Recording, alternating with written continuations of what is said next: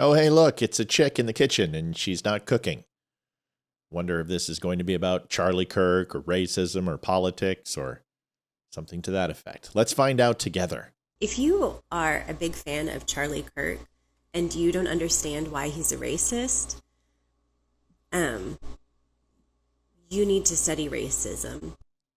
First of all, Charlie Kirk is nothing because he was assassinated and murdered, so he's not much of anything other than the legacy that he left behind. Second, if you actually listen to Charlie Kirk and watch any of his videos, you'll know absolutely that he's not a racist. My good friend Damani Felder made one on that. You can find that on our page. And third, where do I study racism?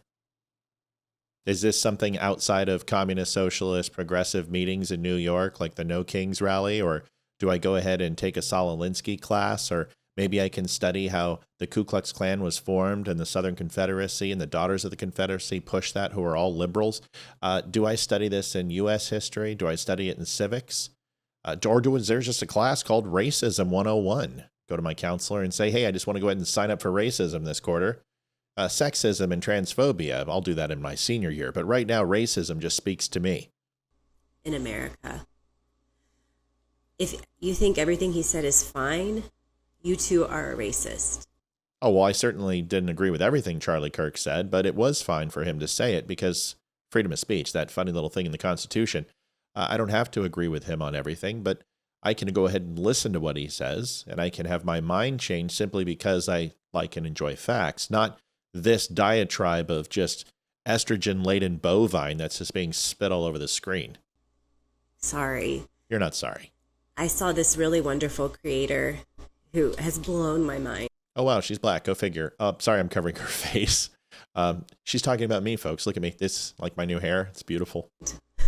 Because the fact is, the majority of Americans can't read above a sixth grade level. No, that's not true. And if you actually read this study, that's not what they're saying. They're saying that most people disseminate and process information at the sixth grade level because that's what's provided for us, whether it be the news and the written spoken word, whether it be textbooks or anything else. People tend to absorb and learn at a higher rate at the sixth grade level. And when you take it upon average, that's what they're trying to say. But you guys like to go ahead and take these stats and say that everyone's stupid. Next, you're going to say it's all in the red states over the Rust Belt, the flyover states, which also isn't true. Which I have an eighth grader, so that's kind of terrifying to me to know. What's he's name? But she made this really amazing point that in sixth grade, that's when you actually start learning critical thinking skills, which is true. No, you actually learn critical thinking skills at 3 to 5 years of age in full effect. Then it's logic. You're actually behind quite a bit. If you're waiting till 6 to 8 years old to teach your kid critical thinking skills, no wonder why you try to groom them at 5 and 6 and chemically castrate them into he/she's, as we alluded to earlier. To teach sixth grade, I taught at a classical Christian school. And with classical education, in grammar school, elementary school, it's rote memorization. It's where you just repeat things over and over again. 6th through 8th grade is the school of logic. That is where you take all of the information you've learned and you start putting new ideas together. And then high school is the school of rhetoric. No, high school moves into abstract reasoning and then critical thinking skills, because what you're saying is that you want to have a person who gets critical thinking at a very young age before they have all the information. This is how liberals are born, you absolute dimwit. That's when you learn to express the new ideas you have. Now, if the majority of Americans can't do that, they can do that. Then unless someone says, I hate black people, white people are better than them, you might not understand that they're a racist. But all of his racism was veiled. It was, and that's why we have the term dog whistles, because it's kind of hidden. No, it is hidden. That's what a dog whistle is. It's silent. You can't hear it. It's at a certain frequency that the human ear can't pick up, but animals can. Lady, listen to me. If all of his racism was veiled, then it's based upon interpretation. All y'all see is racism. It doesn't matter what Charlie Kirk would say. You call Ben Carson a racist and he's black. You guys called Candace Owens a racist, and she's not. She's an anti-Semite instead. But you can't just sit here and say that everyone I disagree with is a racist, transphobic, Nazi, homophobic. What you're trying to say is that Charlie Kirk said things in secret languages to people that you could decipher, but they couldn't, but somehow use that information to go ahead and make a conscious effort or a conscious bias to be a certain way. If it's an unconscious bias, then you don't know you're doing it. So how can you fix it? This is the secret code of liberals. Racism is everywhere. It's systemic. It's in the laws. It's in our government. It's in our legal system. Point out where that happens. Oh, we can't because it's super secret. You have to have an encoder ring. And so this is for people who don't want to be a racist and don't like that idea. I'm just telling you as a favor. Trust me, bro. Trust me. I'm just telling you. So therefore you have to listen to me. Why? Because I'm standing in front of a kitchen. And don't worry about my makeup that I just put on and my little do-rag that I got going on. This isn't an Aunt Jemima cope.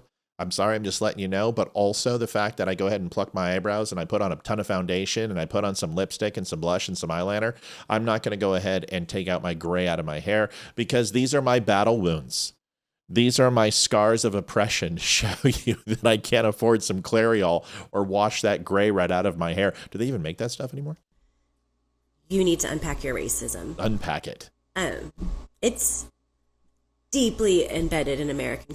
Deeply embedded. It looks like she needs a good deeply embedded. I wonder where her husband is. I'm sure he's hiding. Culture. When I first started reading about it, I was shocked at what a racist I was. Why? Why? Why are you shocked that there's racism in the world? Shouldn't you have learned all those critical thinking skills when you were 5 or 6 years old and uncovered that the world most assuredly has been racist for most of its existence? But it wasn't always about race. Sometimes it was about fire. Sometimes it was about water. Sometimes it was about land and territory. It's been about riches. It has been about religion. It's been about tall people, short people, fat people, skinny people. There's always reasons for people to denigrate others. This isn't anything new. Why did you just wake up? Why did you ignore racism for 40 some odd, 45, 50, 48, 40, 145 pounds ago?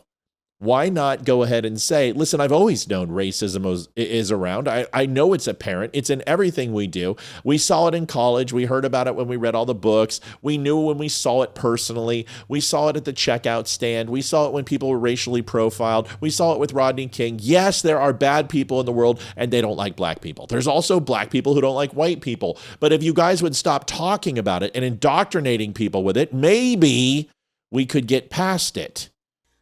I'm not happy he's dead. I think that's... Yes, you are. Listen, your laugh lines are showing right now. You need a little more Botox.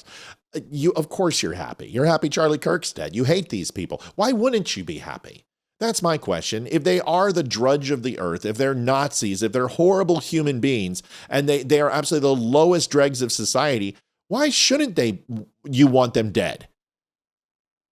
I'm not a fan of Nazis. I don't really want to go ahead and do some genetic splicing and go ahead and create another Adolf Hitler so I can sit and have a conversation with him. I'm glad he's gone. I'm glad he's dead. He should be. Mussolini, Pol Pot, Mao, all of them, Che Guevara, all of your heroes. I'm really excited that they're not here. Why are you pretending that you have some sort of human element above everyone else, that you can't be happy that evil is dead? You people are stupid. Not the way to deal with things. This is educating people. Yeah, using a kitchen for something other than cooking. Yeah, this is exactly what we need. And not lying to them as Charlie Kirk did. What lies? Let's get down. What lies? What exactly did Charlie Kirk say that was a lie? Let us know. You can't. He's hoodwinked a whole bunch of people in this country. It's pretty depressing how uneducated a lot of y'all are, especially about your own racism. Do better. And yeah. I'm not asking you to do anything that I have not done myself. Oh. It was really painful, by the way. Prepare to feel very ashamed, and it's very uncomfortable. But, it's a lot more uncomfortable being black and living in America. Actually, it's pretty good for black people in America, and it has been for quite a while. But people like you continue and want to speak for black people. Do you know there's no black people making these videos? It's never black people who make these videos. It's only white women who no longer can actually have an OnlyFans account, who are in the kitchen, whose husbands who have left them and have no idea how to dye their hair properly so they can find a new one. I'm out. Rap it hard.